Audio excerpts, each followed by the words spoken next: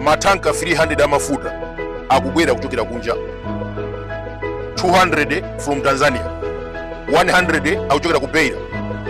Pofika lachitatu sabata ino vuto la mafuta lichepa. Monga tonse tikudziwa fuel shortage inabwera ndi chakwera. APM anathana nazo kusanabwere nkhondo ya ku Iran. Vuto la forex linabweranso ndi chakwera. 2020 APM anamusira $1 billion, anapangira bond voyage kuzungulira maiko 70 plus. Komabe solution ilipo. Mutalika anatiuza kale pa campaign kunena kuti problems created by humans can also be solved by human. Pachichewa chomveka bwino, mavuto amene tikuona ku Malawi anapangidwa ndi chakwera ndipo akonzedwa ndi APM. Taona ni zaka 5 anakweza chimanga mwadala ndi kubwesa njala. Lero ndi mbiri yakale because of APM. Posachedwa Minister of Finance anali ku America. Enaja President for that matter amapita kunja kokwera njinga kapalasa. Joseph Mwanamveka wabweresa $80 million. World Bank yamuonjezaso $100 million. This is only one trip to America. Enaja amazungula maiko 7 ndikubwera chimanjamanja. Mwana wa President Nick amakumba golide kwa sungu ndikumagulisa kunja.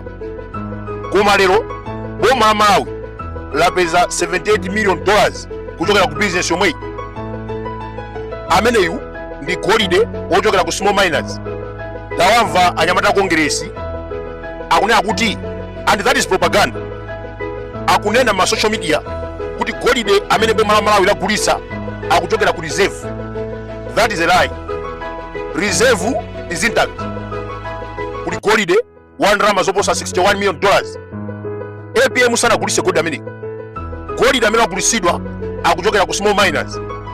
Ikanakhala nthawi chakwera golide ameneyo akanagulisa ndi Niki chakwera. Mupite ku Nchisi, sewopita ku Salima, mupite ku Nathenje, tapita ndi ku Kasungu. Mwana ameneyu, mwana wa chakwera, wakhala kukumba golide ndikumagulisa kunja. And today boma la Malawi kudzera kwa APM lamutenga golide amene ndikumusonkhanisa ndikumugulisa kuti apindulire Malawi. Anyamata kongresi malo mochita blame Niki chakwera amene amaba golide ndikumagulisa ku maiko ena, akuchita blame APM amene akutenga golide ameneyu kuti apindulire Malawi. Mdziko muno tikandi forex sanatenge golide wa ku reserve amene ali intact. $61 million yasungidwa. Mwachidule pamene boma likusaka forex yogula mafuta, ena akoza maplani ogula mafuta muzikuku kuti azikagulisa pa black market. Adziwire tikunena kuti Honorable Norman Chisale ali pa ground kuthana ndi illegal businesses ngati kuzembesa chimanga, petulo and even corruption ku immigration. Akuluakulu palibe investor angabwere mu dziko lopanda chitetezo. Mbuyo mu President amapita kunja osaka ma investor, mbali nayi amatumizazi ku Town. Ndi ndani akanalonga ndalama kuzachita invest mu dziko la zikwachi. Lero tili naye Honorable Mukhito akulimbikisa chitetezo pofuna kuti business akhale otetezedwa. Boko Haramu yokhala ngati polisi inapita ndika majaketi. Tiyamikira Mukhito ndi Honorable Chisale. Mwayamba bwino kwambiri. Gwirani ntchito mwa professional ndipo salola anyamata achipani akuze nzochita.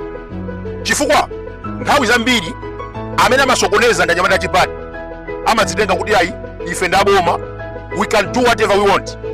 Chonde tikupempha Honorable Mukhito, Honorable Chisale alangize na anyamata TPP asamele mizungu ngati kongresi. Lazarus Chakwera anaononga mbiri odali azikwachi. Mundikhululukire kuti zipolopolo za nkhondo imeneyi zakupwetekani. Akuluakulu, history is the best teacher.